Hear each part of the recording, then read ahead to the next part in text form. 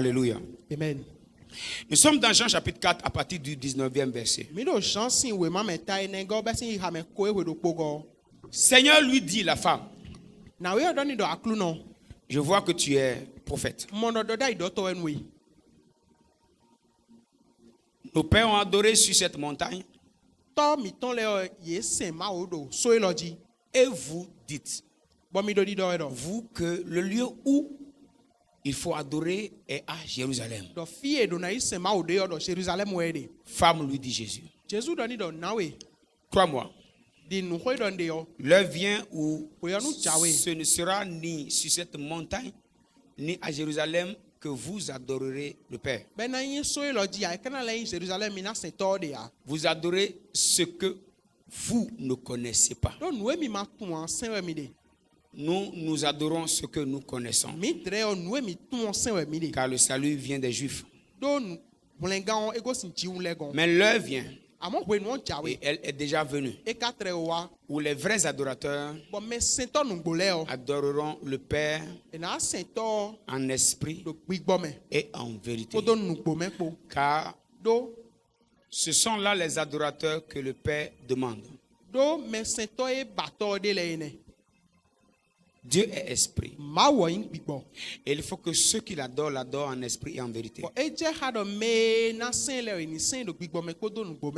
Que Dieu bénisse sa parole. Dans ce passage, il y a de très riches bénédictions pour tous ceux qui sont des assoiffés de la parole de Dieu.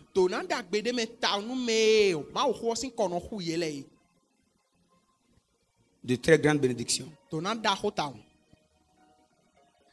Dans ce verset, il est principalement question d'adorateurs.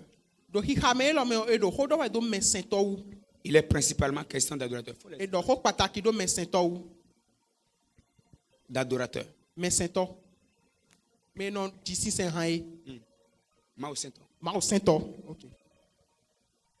Et ce qui a attiré mon attention, au-delà de toute la discussion que Jésus a eue avec cette femme, c'est là où Jésus dit, vous adorez ce que vous ne connaissez pas. Mais nous adorons ce que nous connaissons. Ok. Alors là, on va se poser une question. Il n'y a pas d'entrée ni de sortie, d'accord? Les bruits dérangent. J'ai déjà dit ça plusieurs fois.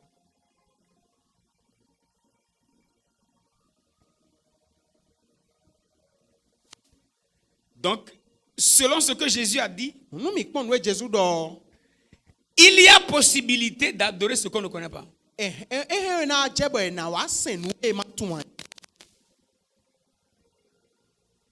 Ce passage m'a fait réfléchir. Et j'ai commencé à me poser une question. Lorsqu'on adore ce qu'on ne connaît pas, on est susceptible de mal l'adorer. Parce que ce qui renforce l'adoration d'une divinité,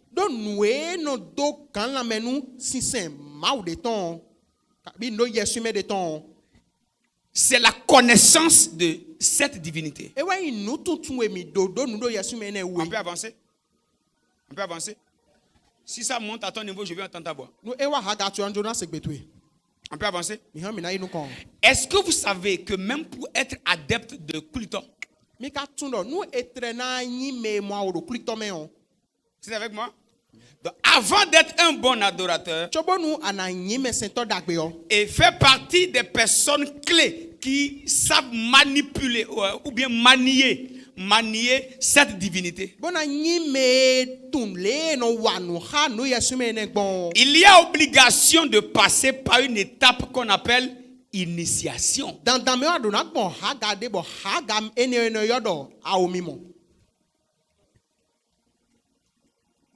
Et c'est à cette étape d'initiation qu'on t'explique comment ça se passe. Là, on te dit ce qu'on fait là et ce qu'on ne fait pas.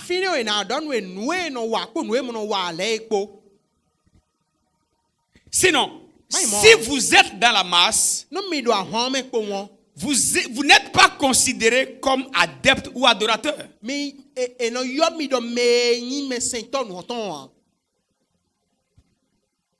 Frère Michael. Novi Michael. Pardonnez.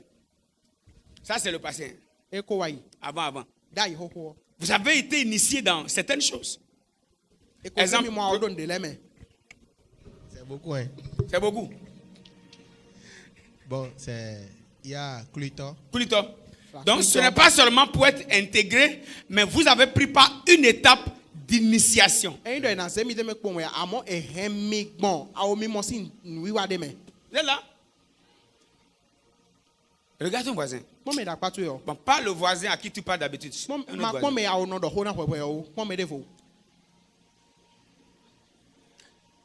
Dis-lui, si on peut être initié pour mieux connaître Kulito et pour mieux le servir, on a aussi besoin d'être initié aux choses de Dieu afin d'être un bon adorateur.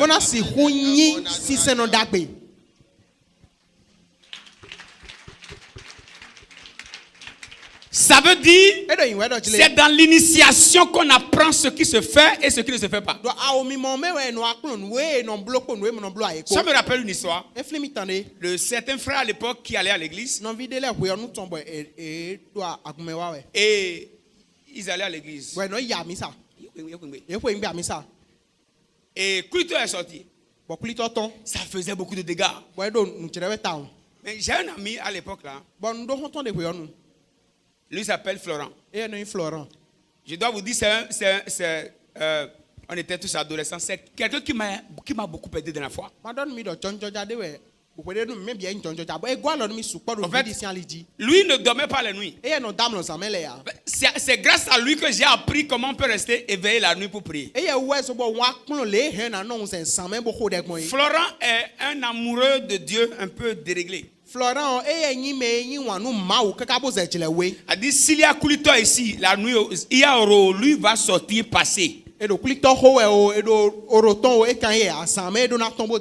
Parce qu'il connaît la puissance du nom de Jésus. Demande à quelqu'un, est-ce que tu es initié? En fait, il connaît tellement Dieu qu'il n'a pas peur de quoi que ce soit, qui que ce soit, il n'a pas peur. Et un jour, ils allaient à l'église et Kulito est sorti. Et Kulito est en train de chasser tout le monde. Question. Est-ce que les frères en Christ aussi doivent commencer à courir devant Kulito?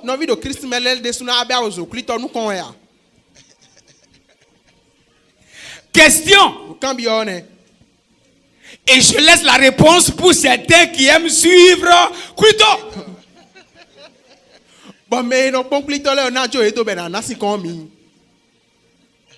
Répondez dans vos cœurs.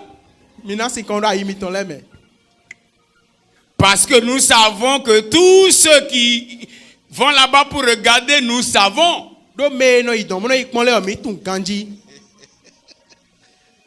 Est-ce que vous criez Seigneur sauve-moi devant Kulito? On ne sait pas.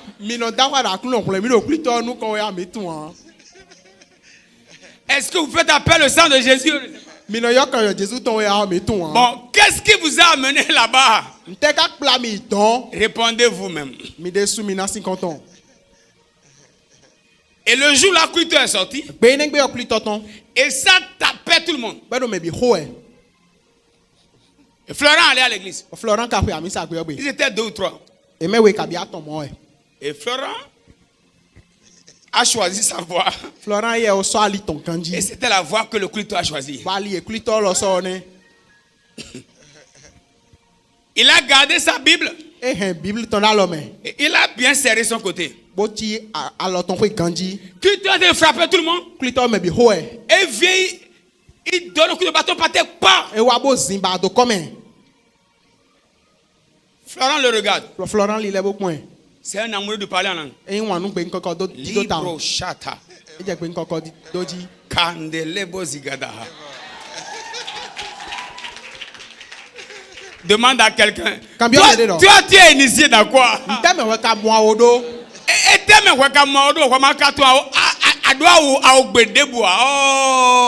Tu n'as pas le langage de l'initiation. Ce n'est pas la même histoire, hein? Comme lui ne bouge pas. Le clitoire dit qu'il doit se prosterner pour le saluer sinon il ne passe pas. Le clitoire dit, attendez, hein, le clitoire dit, si tu ne te prosternes pas, tu ne passes pas. Florent a dit, si tu ne veux pas quitter, on va rester ici. Donc ça a attiré la foule. Mais dans le groupe, c'était 2 ou bien 3. Il y a quelqu'un. Et lui, c'est un initiateur. Je ne vais pas dire initié, c'est un initiateur de clitor.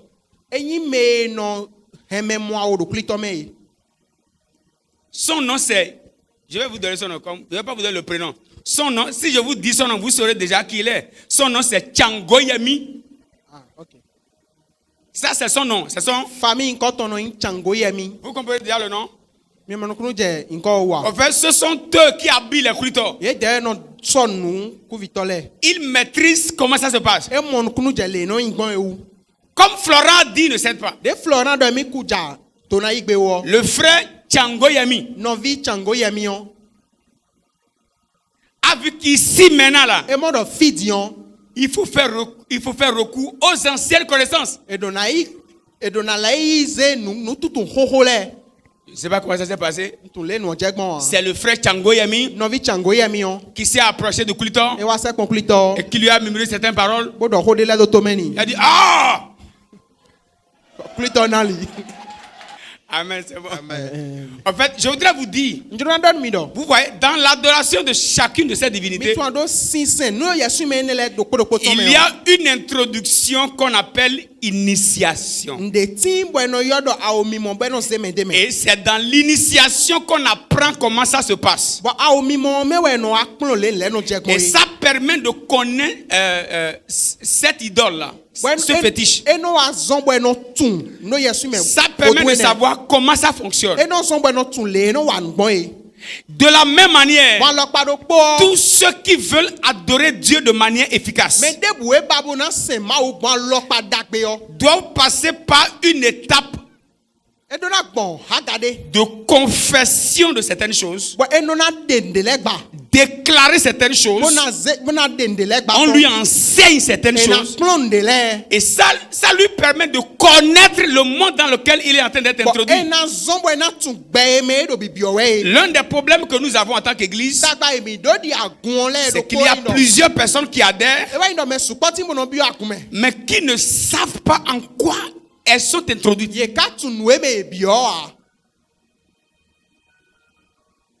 Les gens sont là nombreux, ils sont en train de chanter. Donc la capacité de bien adorer dépend de la connaissance qu'on a de cette divinité. Et c'est ce que Jésus dit à la femme. Vous adorez mal. Vous adorez mal parce que vous ne connaissez pas ce que vous adorez. Regarde la main de ton voisin. Dis-lui, ta connaissance de Dieu fera de toi un bon adorateur.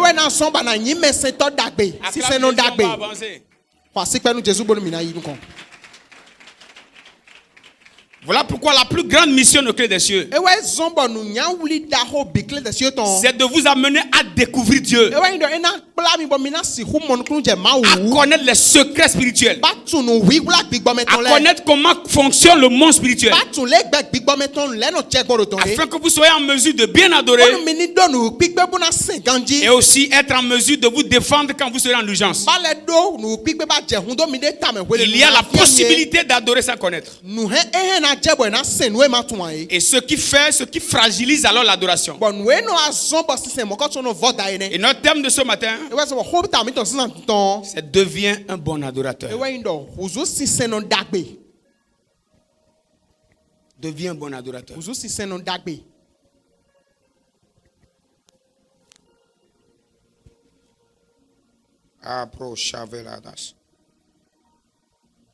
Le problème que nous avons, vous êtes là? Fais comme ça. Balance ta main. Dis-moi, je connais Dieu. Dis-le. Dis-le encore. Dis je connais Dieu. Donc tumaou. Dis-le encore. Les voix donc tumaou. En fait, dis-le et voici ton cœur va te dire tu es sûr. Parce qu'il est écrit, l'Esprit de Dieu rend témoignage à notre esprit que nous sommes enfants de Dieu. Donc, si tu remarques qu'il y a un autre témoignage, il y a là un petit problème. Dis avec moi, je connais Dieu. Dis-le encore. Dis, moi, Blaise Mezi. Je connais Dieu. Dis-le encore. Dis-le encore.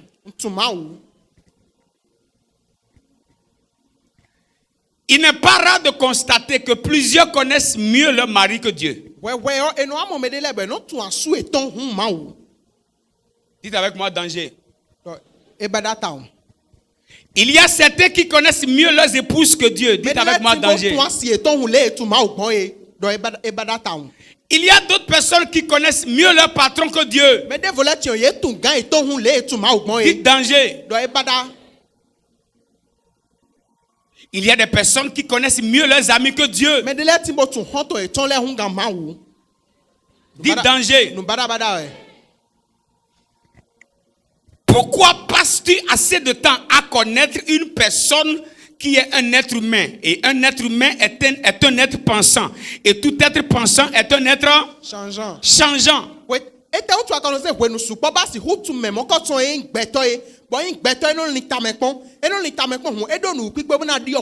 Tout être humain est un être pensant. Et tout être pensant est un être changeant.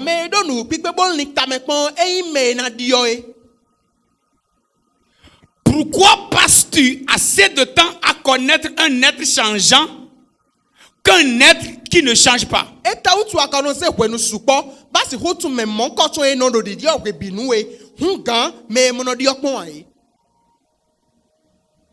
Notre Dieu, il est le même hier, aujourd'hui et éternellement.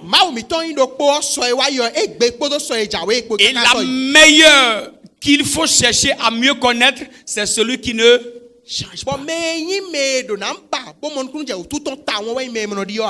C'est grave parfois de remarquer certains même qui connaissent mieux le pasteur que Dieu. Vous allez les voir appeler plus le nom du pasteur que Dieu. C'est un danger. C'est aussi une preuve que tu crois plus à son autorité que l'autorité directe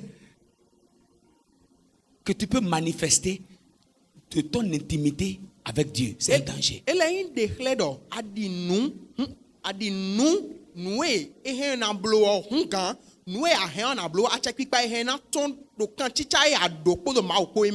Répète-moi ça.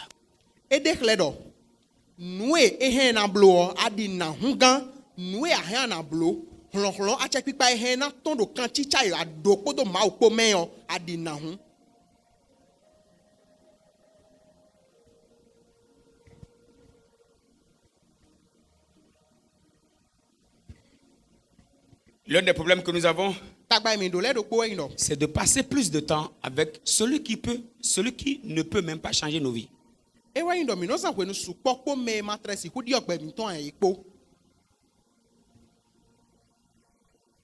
Jésus dit, là où est ton trésor, là où est ton trésor, Matthieu 6, verset 21.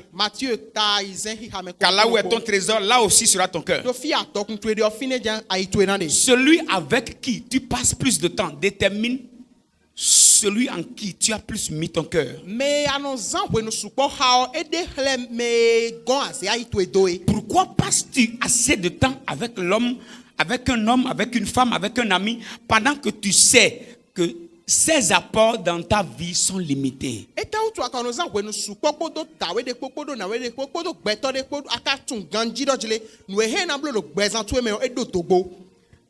Tu passes plus de temps à regarder la télé. Combien de temps tu passes avec Dieu qui peut changer ta vie? Le temps que tu passes avec quelqu'un détermine l'attachement que tu as pour cette personne. Dis à ton voisin, passe plus de temps avec Dieu qu'avec n'importe qui. Qui dort? Personne, non? Ne permet à qui que ce soit d'être le numéro 1 dans ta vie. Même pas ton pasteur. D'ailleurs, si tu ne sais pas faire, si c'est à lui que tu donnes la première place, un jour, soit Satan va entrer dedans et déchirer ton cœur.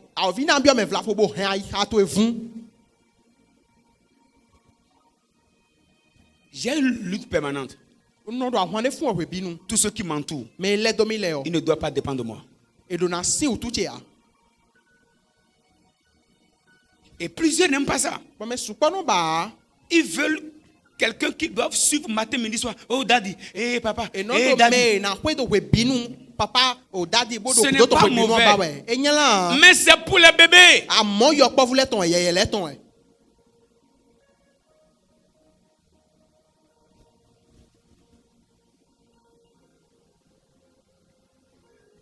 Avec qui tu passes plus de temps. Si tu sais que ta vie dépend de Dieu, combien de temps tu passes en prière? C'est la preuve que ta vie ne dépend pas de Dieu. Si ta vie dépendait de Dieu, tu allais plus passer du temps avec Dieu.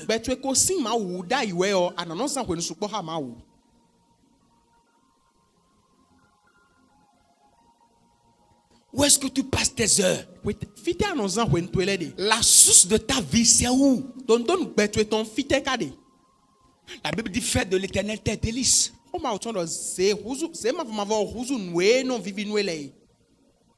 Somme 37, le verset 4. Et il te donnera ce que ton cœur désire. Parce que celui qui devient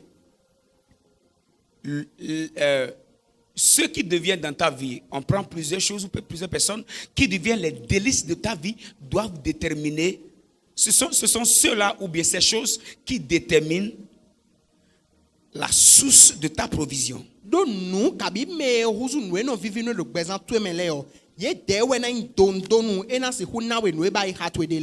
Si c'est des hommes, si c'est la télé, les réseaux sociaux, alors tu es en train de dire, ils me donneront ce que mon cœur. Alors avec qui tu passes plus de temps? Je veux avoir une grande église, oui. Mais je veux une église qui s'attache mieux à Dieu. Vérifiez tous mes messages. Le dimanche, on a prêché sur quoi? C'était pas moi. Le dimanche.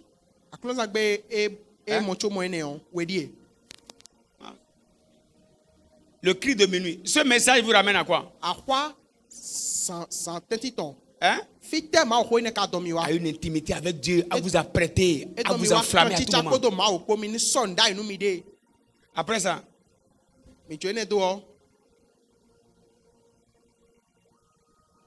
tous les messages presque que je donne ont pour objectif de vous amener à plus vous attacher à Dieu.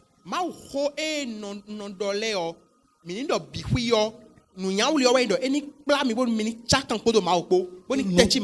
tous qu'on soit attachés à Dieu.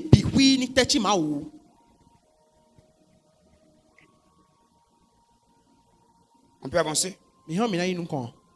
Pourquoi tu passes plus de temps devant la télé pendant que tu sais que la télé ne peut rien changer de ta vie? Il y a des personnes, même quand il y a un certain film, il faut jamais venir à l'église.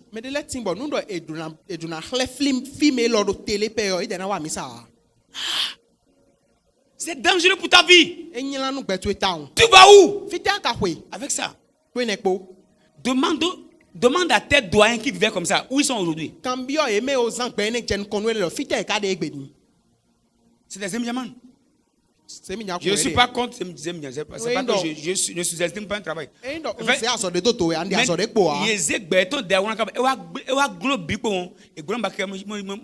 Ils ont pris toute leur vie pour s'amuser et quand ils ne pouvaient plus rien maintenant, ils se sont convertis en Zemjaman. Malgré ils n'ont pas pris la leçon. Vous allez les voir quand il y a match.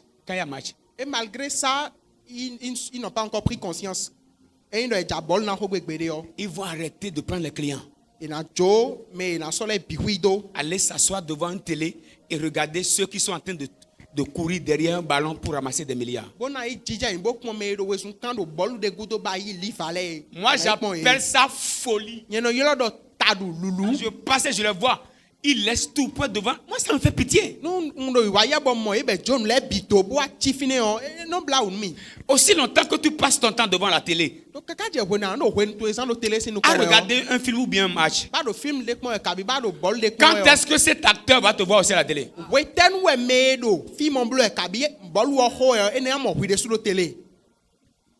Mon objectif, ce n'est pas de regarder la télé. C'est comme me voir à la télé. Regarde, demande à ton voisin quel est ton objectif.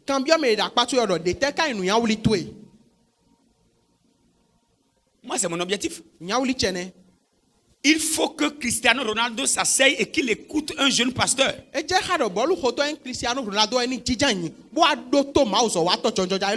faut que je reste au Bénin et que je voie dans sa chambre. Et qu'on lui dise, il y a un homme de Dieu qui a dit que telle chose veut arriver. Dites avec moi, fire.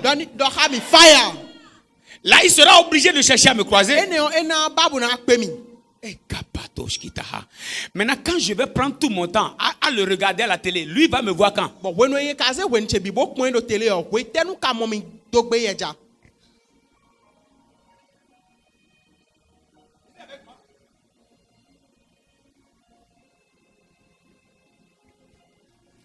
C'était quand il y a un match maintenant. Plusieurs ne sont pas venus à l'église. Et je bénis Dieu parce que l'équipe qui sont allés regarder, on les a lavés. On les a douchés. On les a.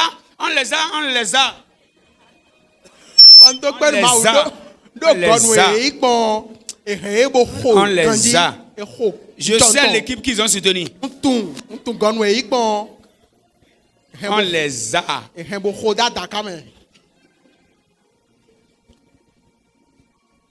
Au fait, un match que je peux regarder après le culte. C'est pour ça que je vais laisser mon culte. Et il ne dirait que ce n'est pas que après le culte je ne peux plus voir le match. Ce n'est pas ça. C'est là jusqu'au retour de Jésus. Après le culte, je peux regarder. Mais je vais sacrifier mon rendez-vous avec Dieu pour m'asseoir devant la télé.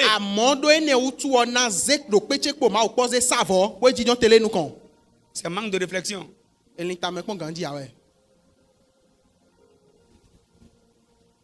Je voudrais vous dire, ne permettez à quoi que ce soit, à qui que ce soit, de fouler au pied votre relation avec Dieu.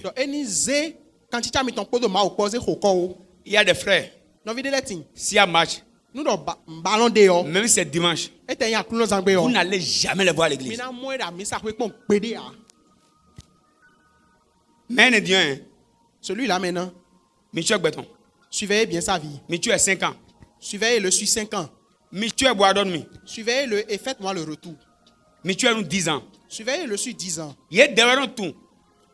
Au championnat, il y a 1800. Il y a tout bureau. C'est eux qui connaissent tout. Ils connaissent tous les championnats de chaque année. Qu'est-ce qui s'est passé? Mais toute leur vie est stagnée comme ça. Tu vas où dans la vie? Je ne suis pas contre la télé. Mais écoutez-moi, celui qui veut qu'on le voie à la télé n'a pas trop de temps pour regarder la télé.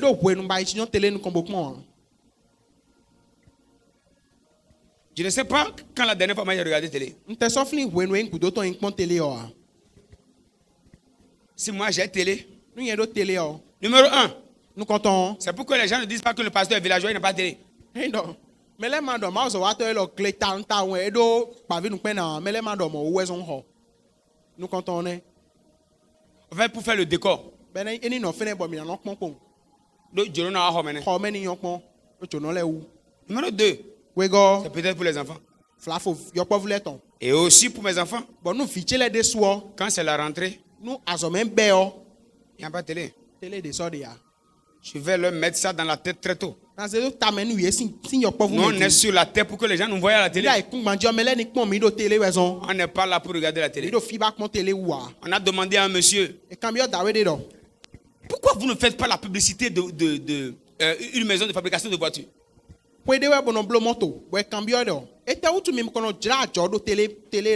Le PDG a répondu.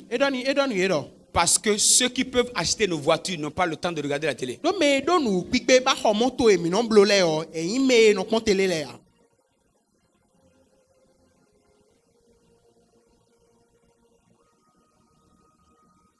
Regarde ton voisin, dis-lui. Maintenant que tu regardes la télé comme ça, est-ce que tu pourras payer ce genre de choses? Le PDG a dit, ceux qui peuvent acheter mes voitures n'ont pas le temps de... On ne les voit pas devant la télé. C'est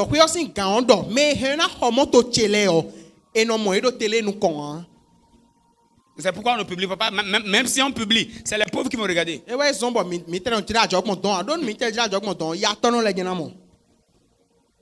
Il y a des personnes dans la vie, sur la terre là, qui considèrent tous ceux qui regardent la télé comme des pauvres.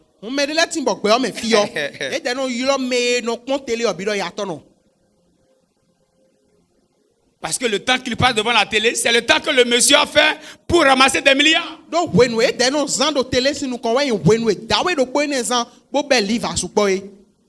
pour lui, celui qui regarde la télé, c'est les pauvres.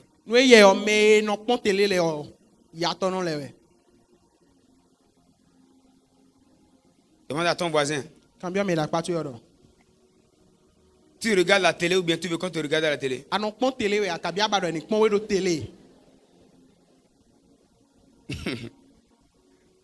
La première fois que j'ai sorti un chant, j'ai envoyé ça à la radio. Nous comptons des tombeaux cette radio. C'est en quelle année là? 2020. Temps de Covid, c'est 2020 non? J'ai envoyé ça à la radio. Bon, c'est de radio. Je peux vous parler? Qui aime la vérité ici? C'est qui? Tous ceux qui n'aiment pas la vérité. Regardez votre voisin, voyez s'il aime la vérité. Je peux vous dire la vérité. Est-ce que vous savez que je paye la radio pour que la radio joue le chant? Mais est-ce que vous savez que moi aussi, là, je n'ai jamais allumé la radio pour écouter le chant?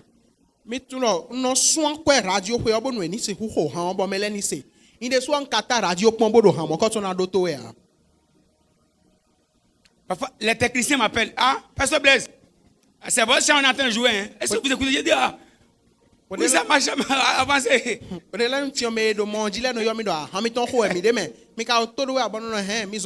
Demandez à maman. Parfois, je lui ai dit, cherchez-moi un écouteur, je vais voir. Parce que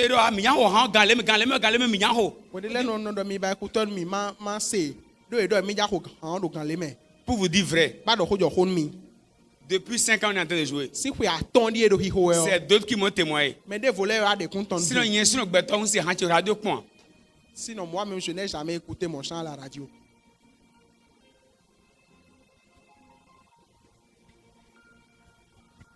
La personne avec laquelle on passe plus de temps détermine là où on a mis notre cœur. Je voudrais encourager quelqu'un ce matin à apprendre à connaître Dieu, à passer du temps avec Dieu et à découvrir Dieu autrement. C'est ainsi que ton adoration deviendra une adoration.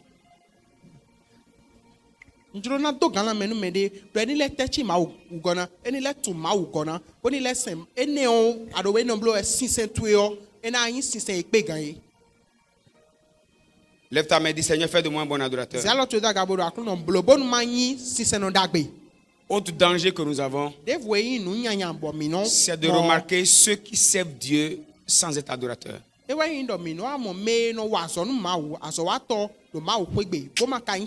C'est très dangereux. Lorsque vous remarquez un serviteur à l'église, un ouvrier à l'église qui n'est pas adorateur. Comme le dit Luc chapitre 10 à partir du verset 38. La Bible nous dit que Marthe était occupée à divers soins domestiques. Mais Marie était restée au pied de Jésus. Il y a des personnes comme ça qui veulent tellement servir qu'elles n'ont pas le temps de prier, de chercher la face de Dieu. Il y a des pasteurs qui veulent tellement être dans toutes les réunions, mais n'ont pas le temps de se consacrer.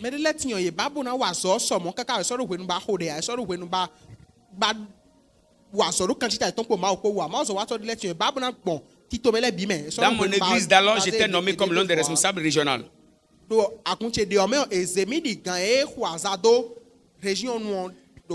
Et c'est d'abord section, j'ai refusé. Parce que j'ai dit, si je suis responsable, je serai tellement traîné dans les réunions que je n'aurai plus assez de temps pour prier. Je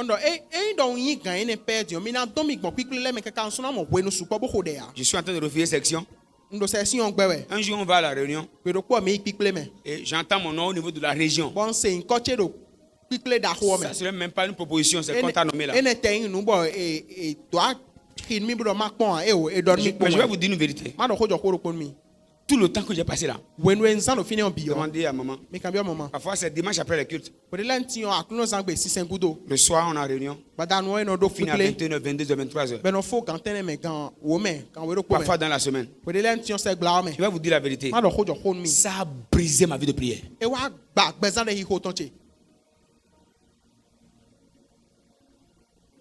J'étais tellement dans les réunions.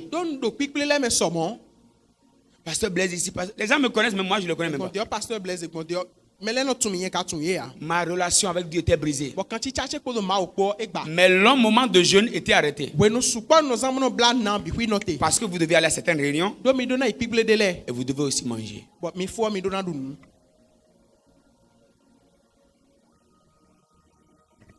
Il y a des réunions, vous payez pour la nourriture.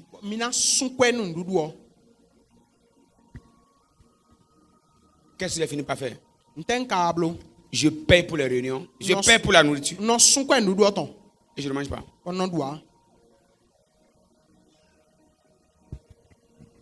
Parce que c'est bizarre. J'ai commencé à remarquer que les jours de réunion commencent à coïncider avec mes jours de prière. Il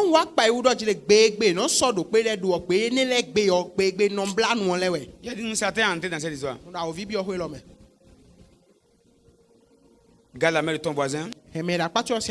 Tu lui fais de l'éternel tes délices. Et il te donnera ce que ton cœur désire. Passe du temps avec Dieu. Que Dieu soit le privilège de ta vie.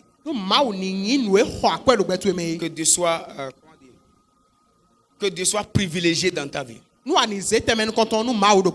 ne laisse Dieu pour rien au monde. Vous savez que il y a des choses par lesquelles vous passez. Et vous arrivez à surpasser ces choses juste à cause de la connaissance que vous avez de Dieu. Vous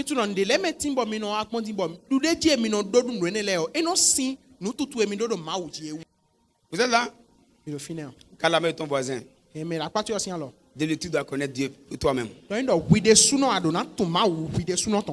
Sinon la terre n'est pas simple.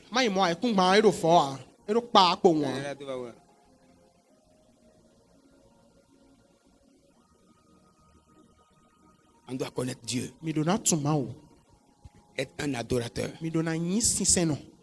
Le service peut dépendre de nos habiletés, de nos capacités. Mais l'adoration vient toujours du cœur. Je répète. Le service peut dépendre de nos habiletés.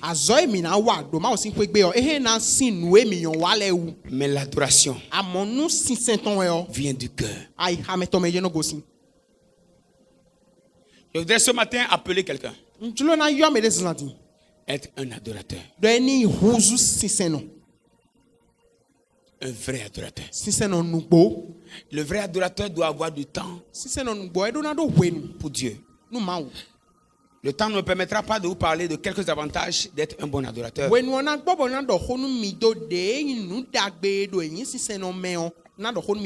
gardez au moins ces quelques points.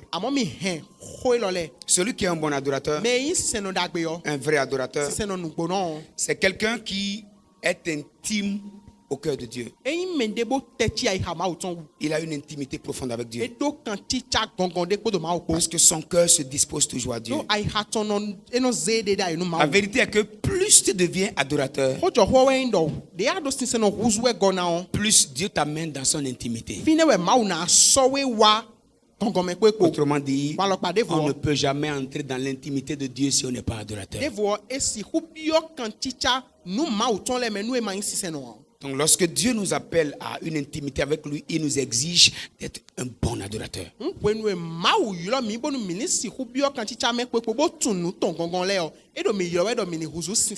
Deuxième chose, l'adorateur, à cause de son intimité, subit une transformation intérieure. Parce que tu ne peux pas t'approcher du feu sans être chaud. La Bible dit que nous sommes transformés en la même image. Plus nous devenons adorateurs, plus nous commençons à manifester la nature de Christ.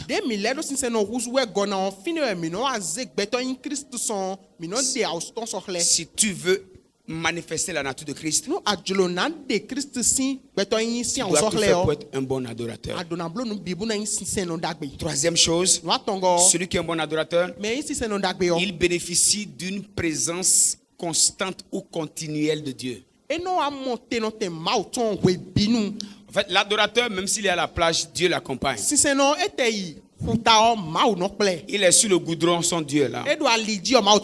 Au fait, tout adorateur fidèle a toujours la compagnie de la divinité qu'il adore. Vous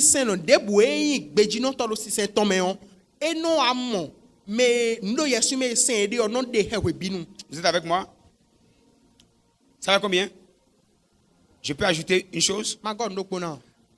Le vrai adorateur bénéficie d'une puissance croissante dans la présence de Dieu. Celui qui est un bon adorateur, fais comme ça. Plus tu deviens adorateur, la puissance de Dieu en toi commence à s'accroître. Tu commences à plus le manifester. Tu commences à passer plus de temps. Le pouvoir que tu as s'étend. Ta puissance commence à s'élargir. En réalité, Dieu est fier de se libérer en toi. C'est comme un homme et une femme qui sont ensemble. La semence de l'homme finira par entrer en elle. Et vous allez remarquer que cette femme va porter une grossesse. Elle va commencer à donner de la vie. Juste à cause de l'intimité. Plus nous devenons adorateurs, la puissance de Dieu en nous s'accroît. Dieu commence à plus déposer des choses en nous. Avant, je n'étais pas capable de ceci. Si ta dimension d'adoration s'accroît, il te donne ça. Paf. Plus tu amplifies ta capacité d'adoration, paf. La meilleure manière de manifester la puissance de Dieu, c'est d'être un bon adorateur.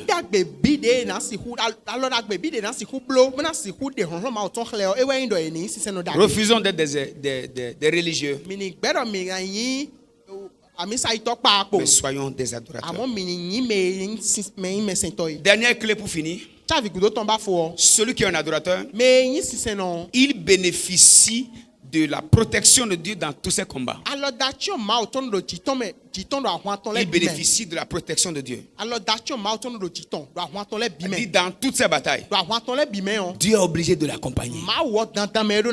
Dieu ne le laisse pas seul. Je voudrais parler à quelqu'un. Il est temps que tu deviennes un adorateur. Dieu ne permet pas à ses adorateurs de succomber. Dieu ne le permet pas. Dis à ton voisin, si tu es un bon adorateur, Dieu ne permettra jamais que tu tombes dans tes combats.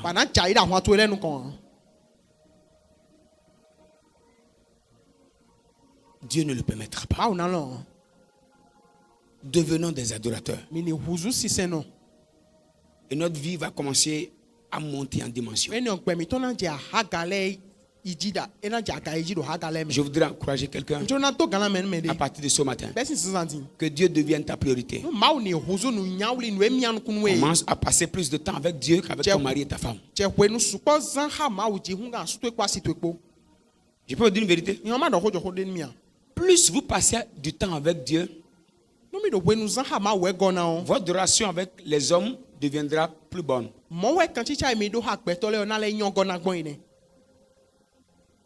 En fait, vous êtes tellement transformé et vous manifestez une nature que tout le monde va commencer à rechercher.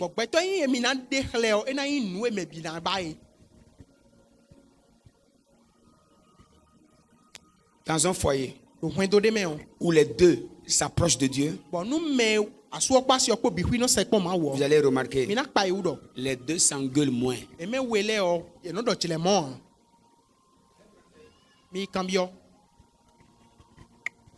Et il y a des gens qui montent, lorsque l'autre parle du haut, celui qui est en bas n'entend pas.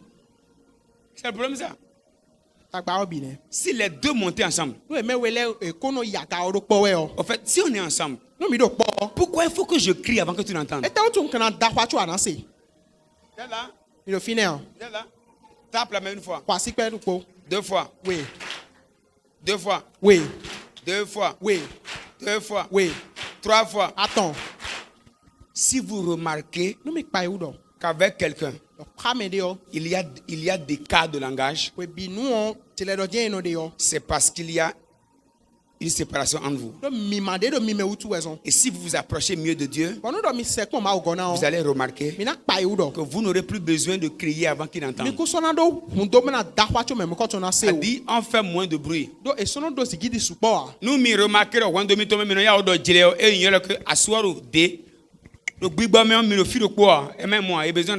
si vous remarquez que dans votre foyer, il y a beaucoup de chamaillerie, ça veut dire que vous n'êtes pas au même endroit spirituellement. Ouais, mon épouse qui est là maintenant. Et moi, si tu es le fils, tu as entendu? Il a dit quoi?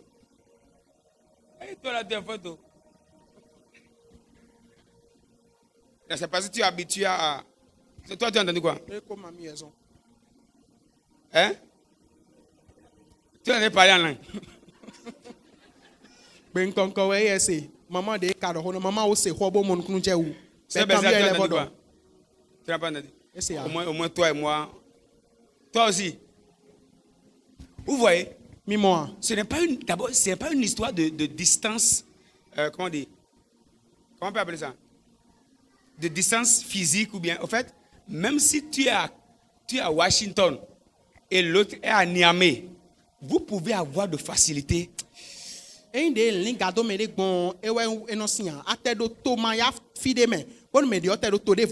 vous deux vous montez en dimension, les paroles, les connexions vont facilement passer. Si dans une famille, quelqu'un prie plus sur l'autre, il a remarqué. Mais celui qui ne prie pas, lui, il n'entend pas bien ce que l'autre dit. Il ne comprendra pas bien. Mais aider ton mais aide-le à s'approcher de la même dimension que toi. Avant que tu ne parles, la personne a déjà compris. Et c'est le même problème qu'on a avec Dieu. Plus on l'approche, plus on l'écoute. Lève-toi, on va prier.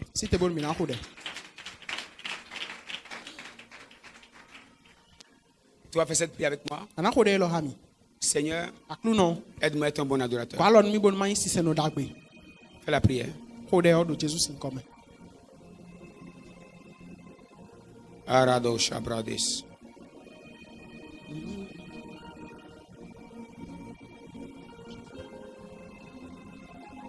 S'il te plaît, fais la prière.